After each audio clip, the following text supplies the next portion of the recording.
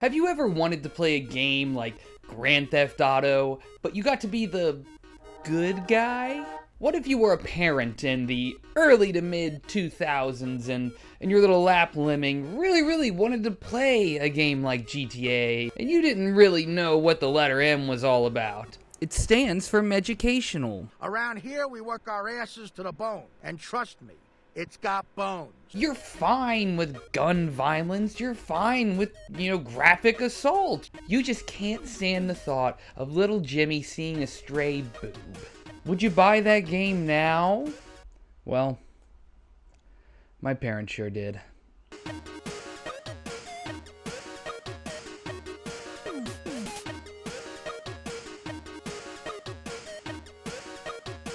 After several crime-oriented open-world games and all their clones hit the shelves, Microsoft hired the creator of Grand Theft Auto, David Jones, to create their new exclusive title, Crackdown. This one never existed. It dropped on February 20th, 2007, and the world was never the same. Ow, why is my ass hurt? Oh. Crackdown was developed by Real Time Worlds, which originally started out as Rage Games in February of 2000. But Rage Software ran into some financial issues and sold it to their lead, David Jones. Using his experience in the Grand Theft Auto series, he was able to develop and create Crackdown. Real Time Worlds would create one more game called APB, All Points Bulletin, before eventually having to file for administration in 2010, which is basically bankruptcy.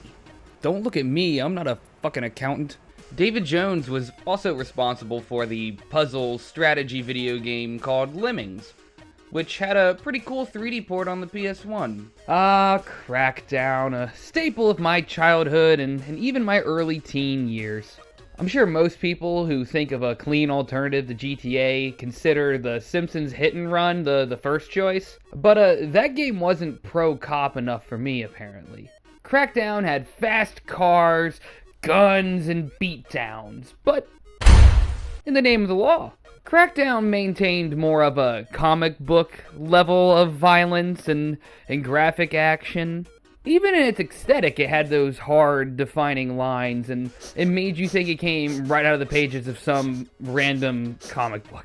It does a good job keeping the relatively tame fighting and shooting still looking action-packed and violent. This same strategy has been used by games like Borderlands and Hi-Fi Rush. It makes you feel like you're a superhero in the world you're playing in. And I think that was a part of this game's creative vision from the start. They wanted this game to just be something where they let people do things. Anyways, that's what Real Time Worlds producer Phil Wilson said about the gameplay. They had an incredibly wide scope when going into this game's development. They started it all the way back in 2002, hoping to release it on the original Xbox. But given how long it was taking them, the imminent release of the Xbox 360, it just made more sense to develop it for that console instead. But the transition was really difficult, and it was causing a lot of problems in the development. They needed additional developers, they were having issues with testers losing interest. I mean, by October of 2006, Microsoft decided to bundle in Halo 3 multiplayer trial to help give it a boost. Crackdown released, and it got generally favorable reactions. X-Play loved that shit. I'm very excited to just have a normal video where I can talk about a series I really... Who could this be? Who is this? I just got a call from my hometown of buttfuck nowhere, Ohio. It's been overrun by organized militias of tractor pull enthusiasts, mediocre taxidermists, and buckcherry cover bands. But I don't know shit about dismantling crime as a lone soldier. Hey, ma'am, what's up? What are you doing in my house? I just got surgery done on my ass. What? Why? I felt too high-waisted, so I had to move my crack down. Crack.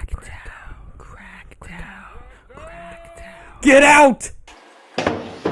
Taking place in Pacific City, Crackdown is about a juiced up super agent who's got a goal of taking out all the generals and kingpins that are currently in charge.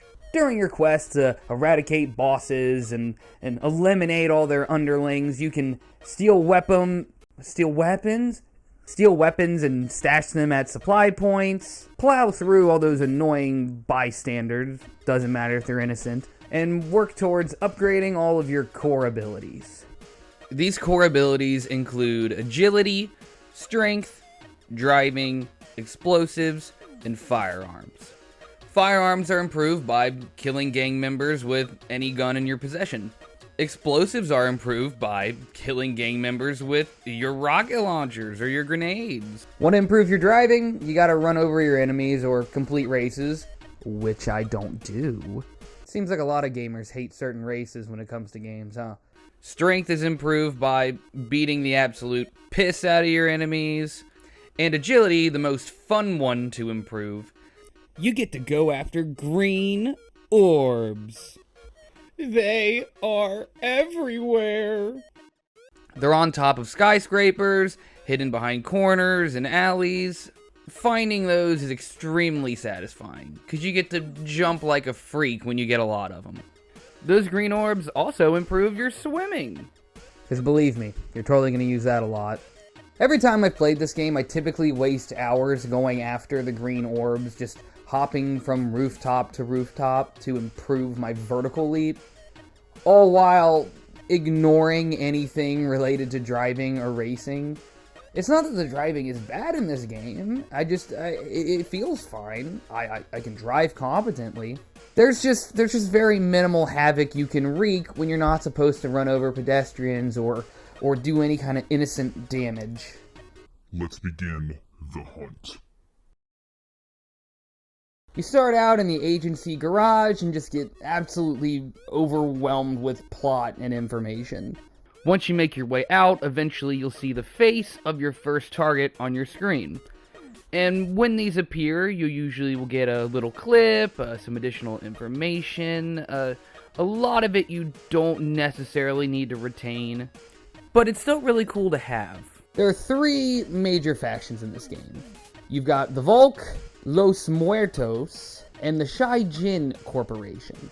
I hope you enjoyed my very Caucasian pronunciations. For being honest, each of these are pretty much just watered down stereotypes of the people that comprise of these factions. Los Muertos is your basic Mexican cartel enemy that you saw in a lot of games at this time. Shyen basically just being an advanced Asian technology corporation that uses all of its tech and influence for evil. And Volk basically just being some sort of Russian military. Game developers don't like Russians. Now, it's probably not fair to say that these factions are just stereotypes. They do give you an outline to what their motives are, why they organized, and ultimately what their goals are. They're not just evil enemies for the sake of being evil enemies all the time. I think I'm going to have to put Tippy in her bed real quick. Or, well, our bed. Say hi to the camera. The game starts you out with Los Muertos being the intended faction you take out first. Now, this is a sandbox-style game, so you can go in any order you want. I mean, hell, you can go for the top dogs immediately if you really want to. But there is kind of a difficulty escalation the game expects you to consider. Well, let's find out who our first target is. It's no other than Violetta Sanchez. I'm curious to learn more about our first target, and usually Scooby-Doo has a good hookup on the details. Hey Scoob, how does Violetta Sanchez recruit her members? Rexual torture? Goal is simple. Kill all her goons, and then take her out once you run out of cannon fodder to blast through. These enemies are mostly pretty easy breezy to get through, especially when you go after all the orbs and you become half frog.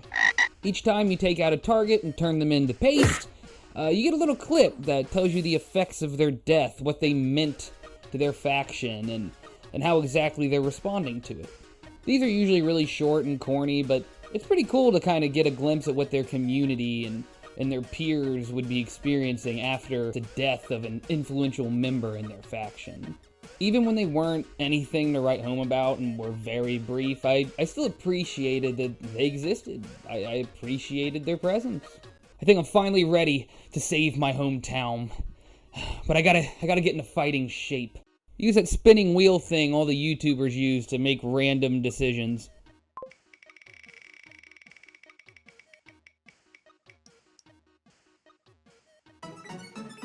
Fuck!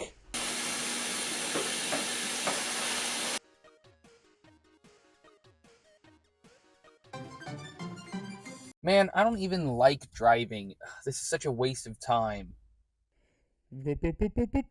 Hello, I'm the voice from the void. Oh no, what could you possibly want?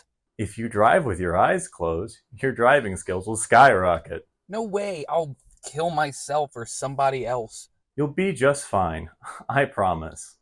Pinky promise? Alright.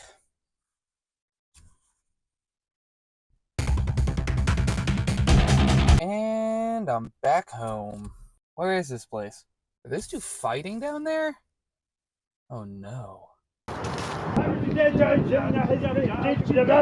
You look like you live in a trailer, redneck trash. Hey now, look, it's one thing to make fun of somebody's bizarre hobby or interest, but it's another thing to shame somebody for their economic position in life.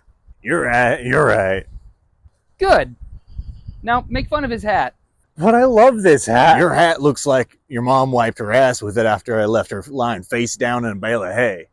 Alright, no more trash talk. After taking out a few more targets and picking up a lot more orbs, the chaos and the entertainment value here really starts to kick in. Combat is still super satisfying, and being able to platform large buildings is a super satisfying feeling. There are plenty of games that make you into some sort of super soldier, but getting to see yourself gradually jump higher and higher and scaling like full-blown skyscrapers, you really do begin to feel like the hero of Pacific City.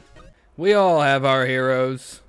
After turning all of the Los Muertos generals into mashed potatoes, it's time to take on the Kingpin, Don Domingo Garcia. The strongholds are hands down the best part of the game. Being able to just blast through dozens and dozens of enemies on your way to your target, and especially with the more advanced layouts of the strongholds, it's just a lot more fun. These areas also remind me of Oni, a game I thought had a lot of potential that Rockstar gave up on. Nobody gives a fuck! After taking out the most influential man in Los Muertos, there's a bounty on your head. The faction's underlings are all out to get you. There's a riot in the streets, damn it! Once you finish off Los Muertos for good, the area is cleaned up and renamed. It's safe to say that this is about a third of the way through the game. That would make sense. 3 factions. It may not seem like a lot of substance, it may seem like a lot of pointless action, which largely it is, but I think it's pretty fun, and especially at the time, I don't think anyone's standards were too terribly high. Now that I'm a third of the way through, I think it's time I go after those holding power in my hometown right now.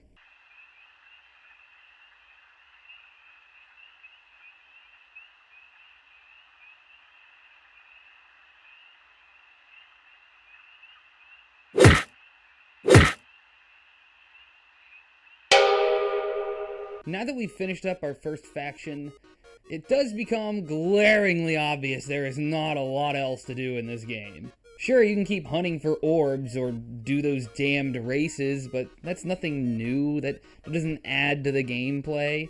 Those don't add charm or immersion to the game you're playing. I take everything I said back. I do wish there was more to do, more unique gameplay. Maybe some espionage, or fuck, dude, just give us some cutscenes. Let us get to know the enemies better in a way that doesn't feel lazily slapped together by the narrator. There's no real side characters, there's no real interactions, like, there's no personal grudge I can have with the people I'm supposed to take out. Like, if they want me to drive so badly, why couldn't that have been a necessary part of the gameplay? Why am I not chasing down targets or trying to chase down people to get information? Hell, they even added chasing gameplay into like Assassin's Creed 2 using horses and buggies. Considering I already don't want to do the races and there's no real need for me to be able to drive any better, I'm not going to bother with that skill path at all. In fact, my only motivation to work on the driving at all would be the fact that your character grows more hair the further you develop their skills. I'm playing as a superhuman chia pet that likes to beat up foreigners for fun. I know I just went on a bit of a tangent about the gameplay being repetitive, but it's still fun.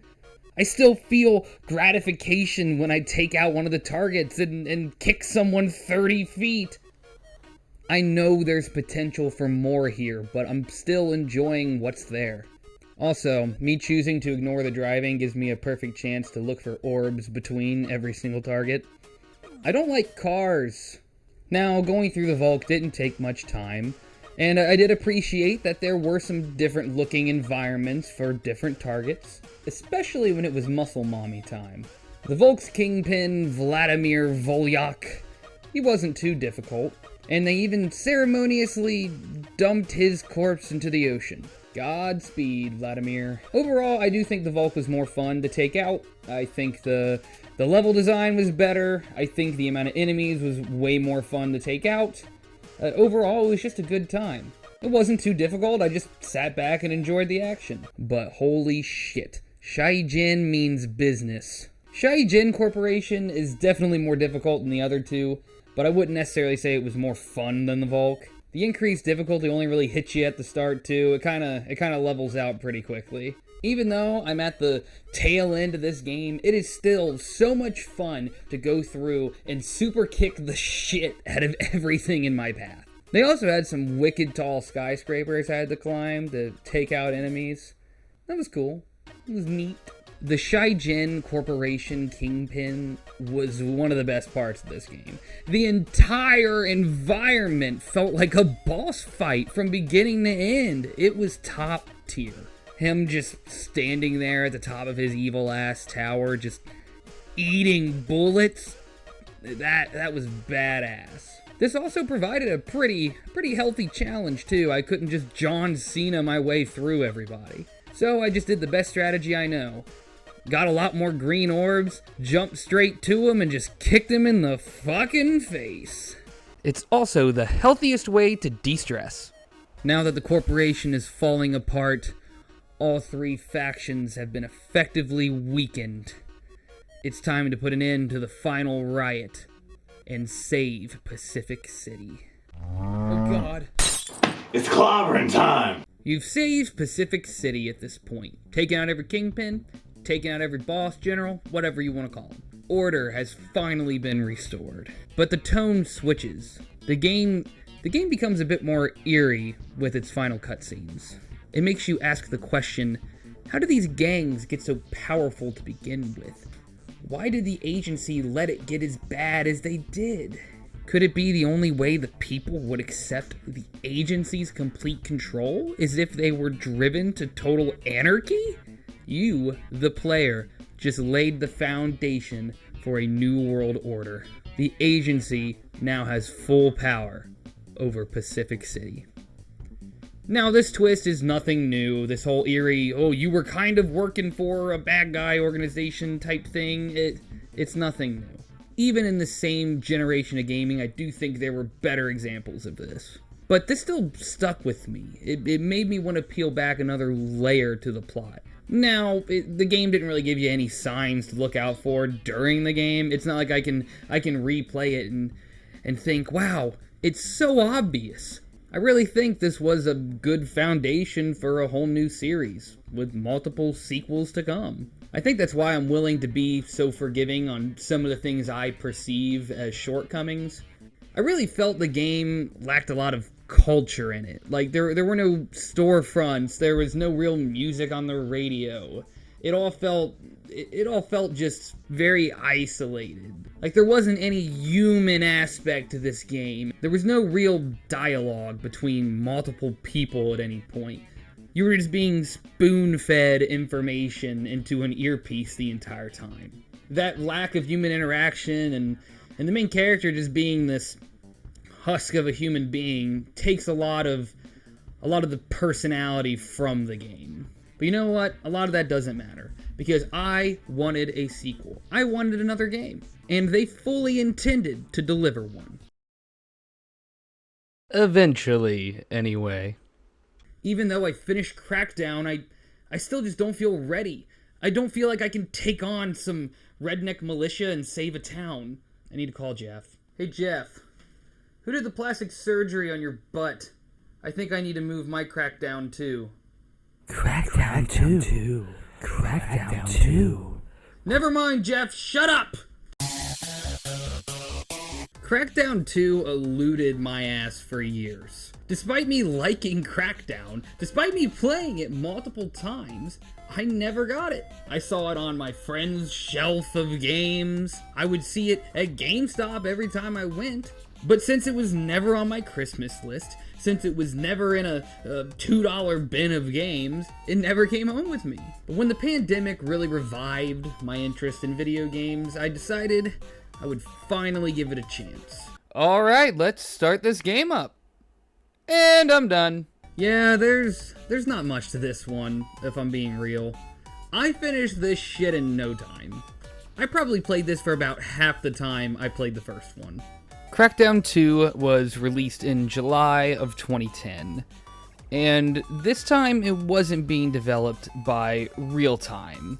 Instead, it was being done by a new startup called Ruffian Games. Ruffian Games was made up of people who worked at Real Time, so it would have like-minded people working on the sequel. Crackdown 2 takes place 10 years after the events in Crackdown 1. Basically, after Pacific City was saved, there was a very short period of peace. Then a new medical student named Catalina Thorne was accepted into the agency.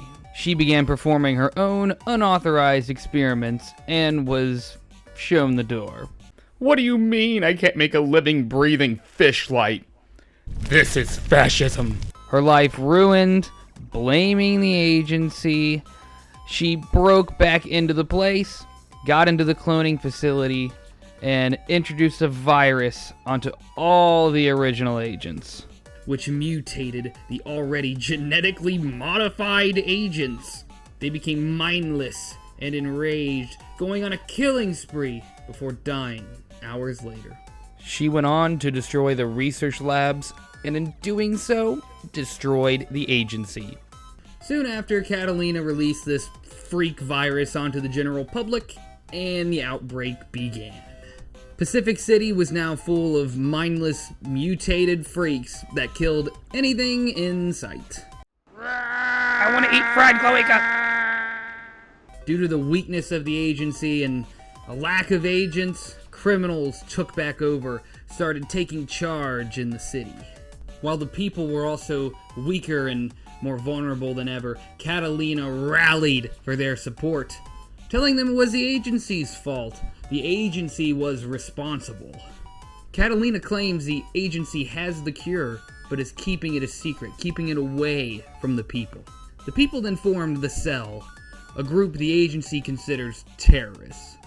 These guys are the basic enemy you're going to be facing throughout the game outside of the freaks. Alright, so quick little sidebar here. I'm in the middle of editing this video, and I just kind of want to specify something that bothered me. So you may have noticed that a lot of the clips I'm using are just the same thing. There's not really much that goes along with the plot I'm describing, and that's sort of related to the issue I've had with the first game and now the second. All of this plot you kind of just learn from it being slowly fed to you through audio, whether it be an audio log or just being said casually. The exposition to this game is not made super obvious in-game, and some of these details I don't even remember coming up while playing the game. So yeah, thought that was worth mentioning. Back to my crappy video. Now that we have the enemies and the plot, what exactly is the player's role in this? Basically, the core of the gameplay here is you've got to take out all the freaks and take out their lairs. And apparently the lair's weakness is sunlight. You have to activate absorption units and then defend the bombs until they detonate. Now, at this point, you may be thinking, what was the point of that twist at the end of the first game? Because that's what I'm thinking. That's what I was thinking at this point. What was the point of setting up this eerie potential that you were working for the bad guy all along, just to do nothing with it? Absolutely nothing. Why are we back to being an agent with no real explanation? Well, all those details I just described to you about the plot of this game do get contradicted through audio logs you can collect while playing. The audio logs paint the agency as being power hungry, utilizing this freak invasion to seize and maintain control without opposition. Same general motive as the first game's eerie subliminal messaging. The decision to put this alternate plot exclusively in the audio logs is one I don't really care for. In my opinion, making optional collectibles the only thing that'll address the cliffhanger from your previous game, that's an asinine decision. That is a fucking lame decision. I think it's very clear that the plot of this game was written to just kind of forward what we already knew. It wasn't meant to resolve anything. It just kind of feels like, hey, Crackdown 1 was done, but you don't need answers yet. You just need more action, more kapow. This was definitely written to be a middle of the series game. They were never going to give anybody a proper resolution. Let's just keep the gameplay the same, and people will want another one, and then we can do it again. So how does the game play? Is it still fun? What are the pre-order bonuses? Extra suit colors, yippee. The gameplay is still chaotic and feels good. It just didn't build much off of the first one. You take down the cell resistance one person at a time and detonate your sunlight bomb stronghold by stronghold. Rinse, repeat, 27 times. This shower is taking forever! They added these live orbs, which can only be obtained if playing with a friend online. Their only point of existence is to earn you an achievement for finding all of them. So it isn't really a big deal. I couldn't collect them. I also couldn't imagine getting a friend to play this with me online for the sole purpose of finding the orbs. Hey Jeff, do you want to play Crackdown 2 online so we can just explore every single nook and cranny hoping to find all these meaningless orbs just for the sake of getting one achievement? No, sorry. I have to cut my mom's toenails with my teeth. Yeah, I even took the day off of work for it. Ugh, fine. Why's my mouth watering? But hey, at least the agility orbs allow you to jump even higher than in the first game. AAA gaming at its peak. Nothing about this game truly sets itself apart from its predecessor. It feels like a big DLC expansion for the first game instead of an actual fully fledged sequel. Even all of the locations just feel like rustier, simpler versions of the first game. There's nothing setting these apart. Obviously, it all taking place in Pacific City, the same setting as the first game, will make you see the same places, but we don't even get to revisit any of the ones that were actually cool the first time. Just rusty shipyards and construction sites. I could show you at any point in my gameplay footage, and you could reasonably assume it is all recorded in the same location. You're just spending 6 hours chasing red dots on a map. Let me put you in my meatus. I have enough self-awareness to realize you could say at least some variation of these criticisms about the first game as well. The difference comes in not only its execution, but the fine details. The first game had a colorful cast of enemies with lore constantly being dumped at every mission. There's so much less beneath the surface here. There are some cool moments with giant freak fights, and I don't want to take away from the fact that the core gameplay can be just as satisfying as the original title. There's just no way this feels like a standalone game. It felt more like Crackdown 2 instead of Crackdown 2. Alright, let's wrap this up, huh? You detonate the last bomb, and you get congratulated on finishing your task. But it doesn't feel like an achievement, and the game acknowledges that themselves too. There's actually one more beacon, Agency Tower. After a long, hard fight up the tower, the beacon is primed. Catalina comes by in a helicopter in an attempt to shut down the tower. After quickly shooting her arm off, the light show starts. And that's Crackdown 2. I left this game feeling a little disappointed. I think I got way more excited learning there was a Facebook game tied in with Crackdown 2. It was called Chuck's Ducks 2. It's just a color matching game that unlocks the quackers in Crackdown 2. That was all way more charming and endearing than anything in the actual game. The ending of this game also just fell so flat. It still maintains that kind of eerie uncertainty about the agency, but that's where we left off after game 1. It's like nothing got actually answered by this game, and instead we got distracted by a little zombie apocalypse, and that was it. That was the crux of it. I don't hate the moral dilemma of potentially killing innocent victims of the agency you work for. I think that is an interesting concept to consider. Like the idea that the resistance group of sane people could all be rallying for a just cause is extremely thought-provoking. You would just be a pawn to keep the agency in power. That's why I really wish they just dug deeper into the concept instead of just burying it all in audio logs. I enjoyed picking off all the freaks, but did sunlight have to be their kryptonite? Wait a minute. What if all those hicks? What if their weakness is sunlight? It all makes sense. That's why they're out there doing field work all the time. They're microdosing the sun, building up a resistance. I think I know what I have to try out.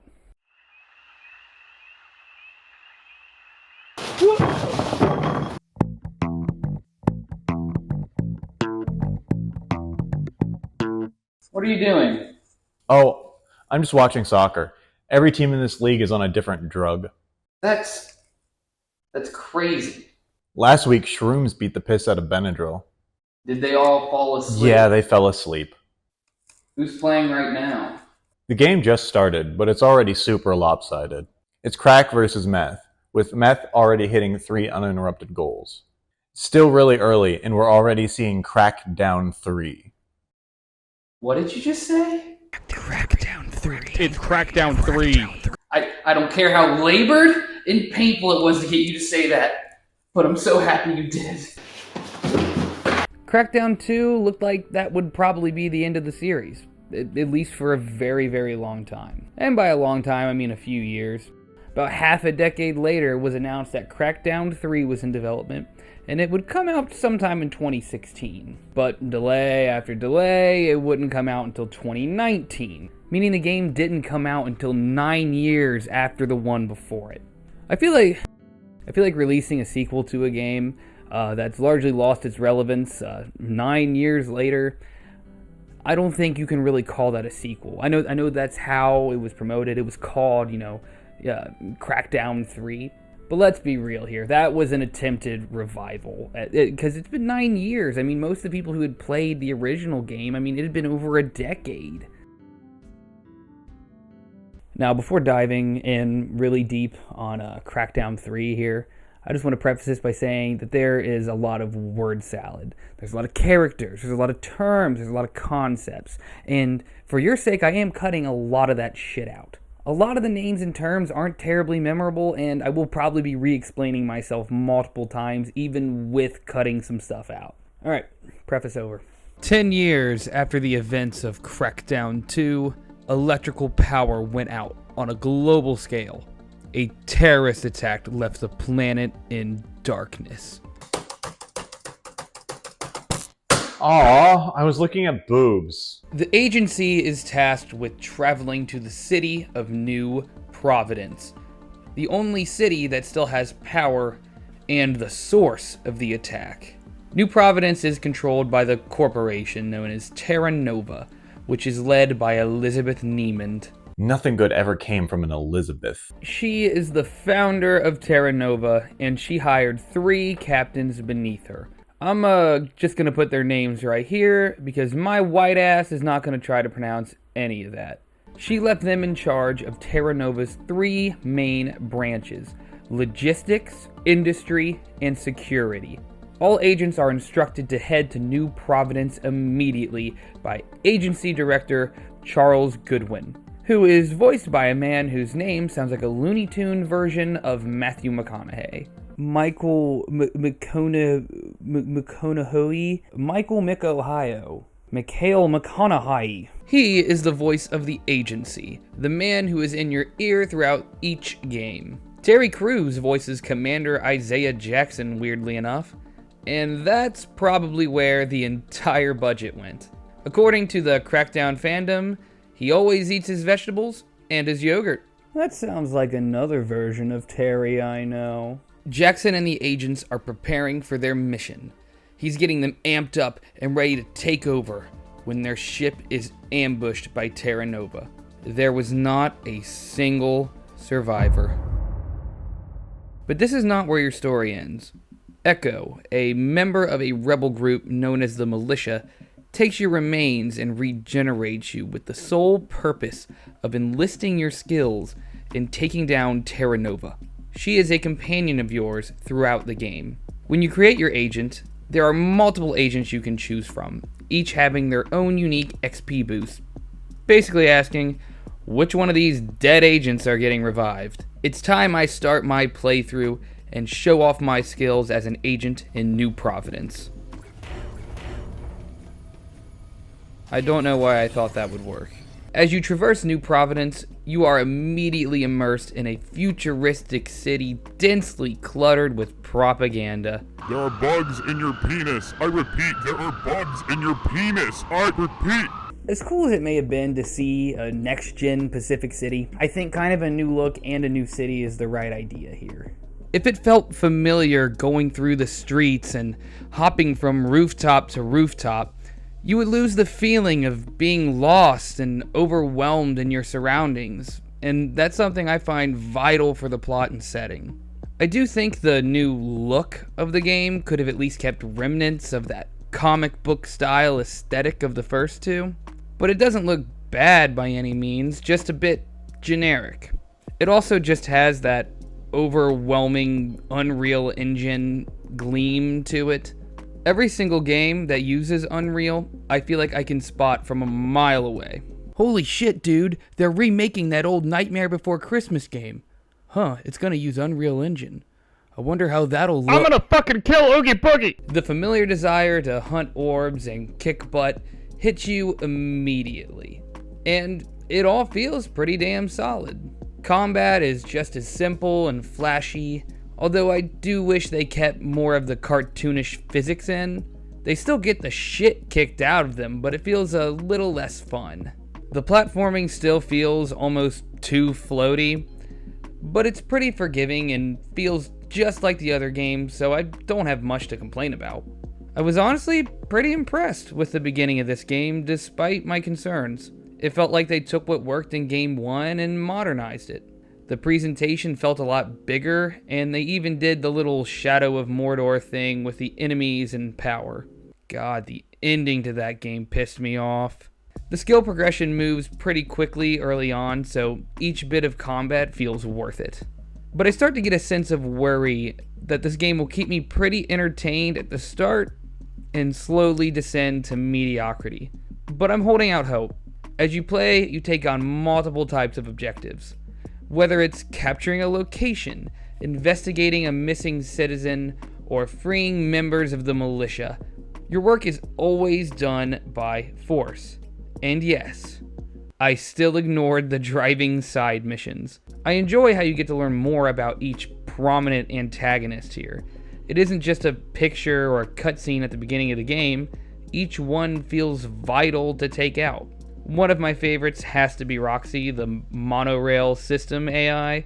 It's a goofy customer service bot with an army on standby when you capture the stations under her watch.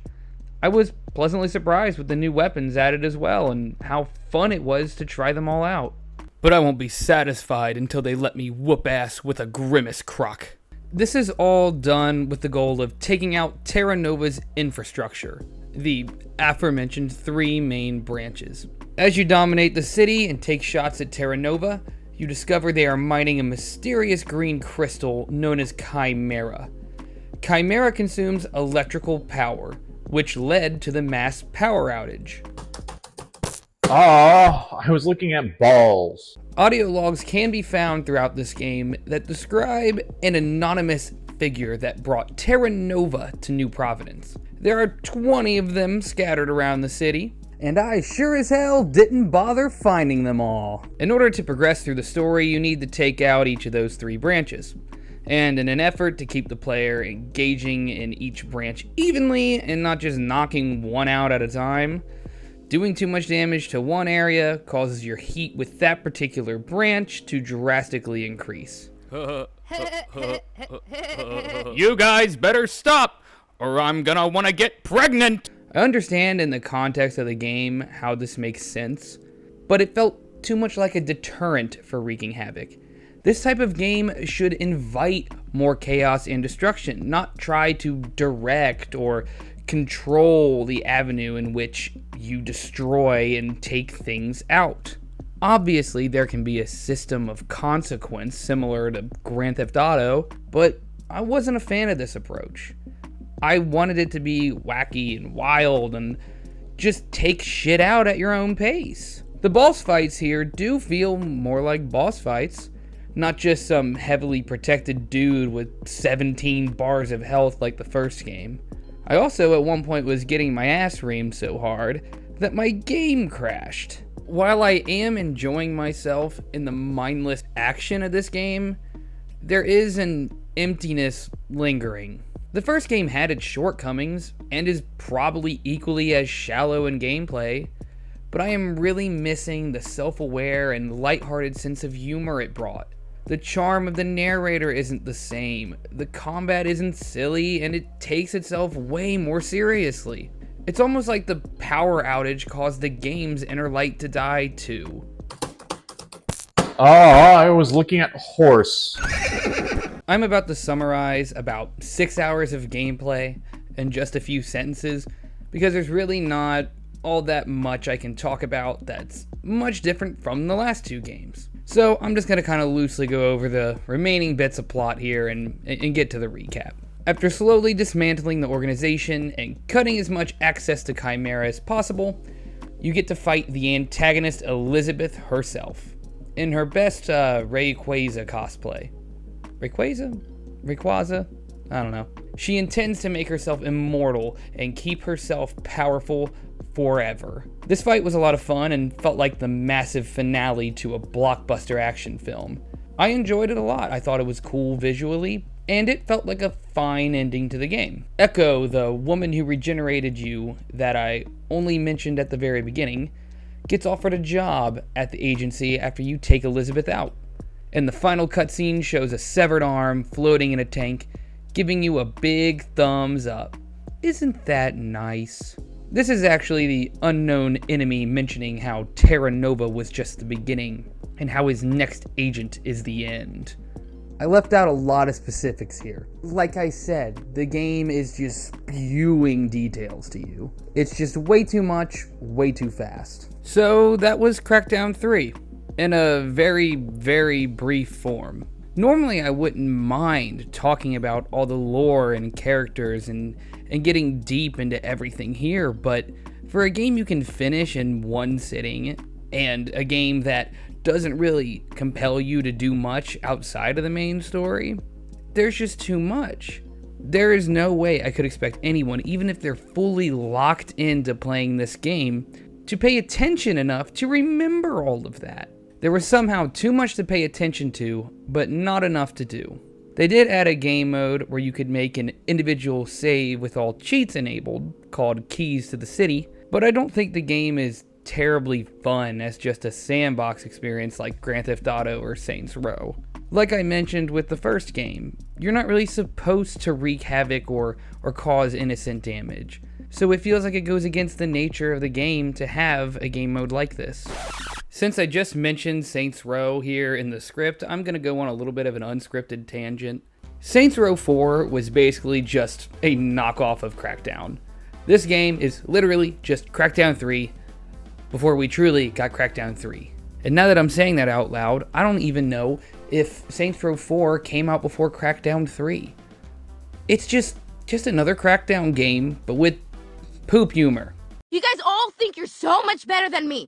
Oh, Meg, that is the least fancy thing I have ever heard. There was also a multiplayer mode called Wrecking Crew that they added to Crackdown 3, and by the time I got around to playing it, there was not a soul on there. Why is it so empty in here? This could have been really cool to play.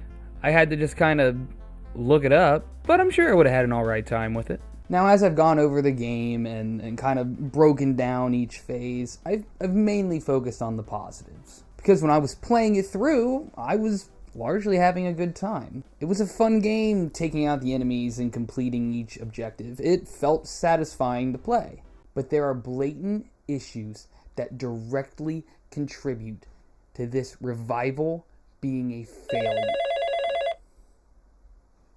Hello? There's now a full-blown territory war?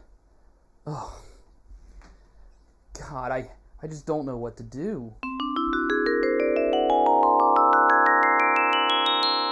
Oh my God, how do you Jehovah's Witnesses keep finding ways into my home? I'm the angel on your shoulder, you dunce. Oh jeez, what do I do here? You know they wouldn't act without cause against their own community. You know, I bet you're right. I better see what the devil has to say. Come quick! We have a town to save!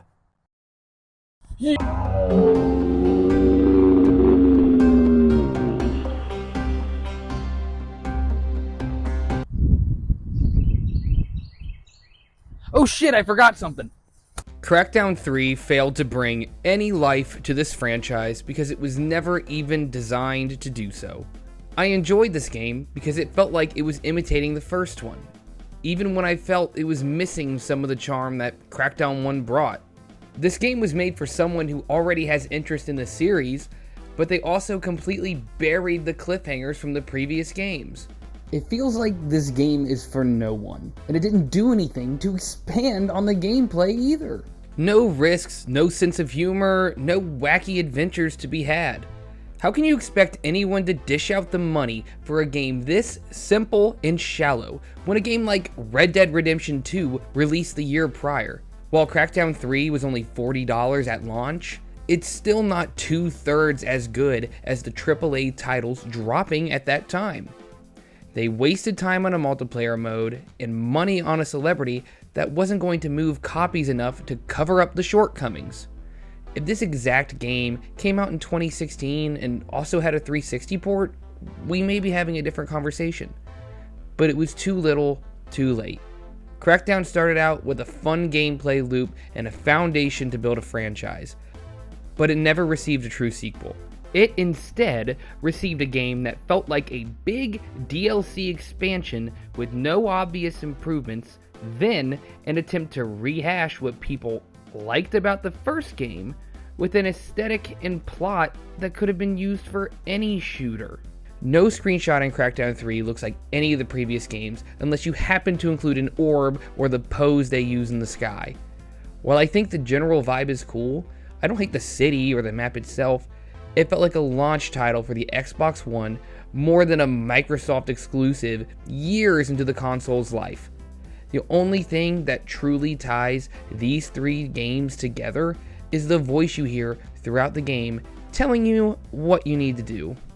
I feel like it's safe to say that Crackdown probably won't receive any new entries. Maybe there's a remaster or some PC ports, but I think it's probably done. In conclusion, though, I think the game's really fun to play. I think all three of them do bring some enjoyment. Just don't expect any cliffhangers to be paid off, and just enjoy the wacky combat, I guess. They play well, none of them take very long, and they're all pretty cheap still. Unless you buy a digital copy of Crackdown 3, don't do that, that's vile. Now, I've got some unfinished business to handle. Jeff, you ready to save the town? Let's go.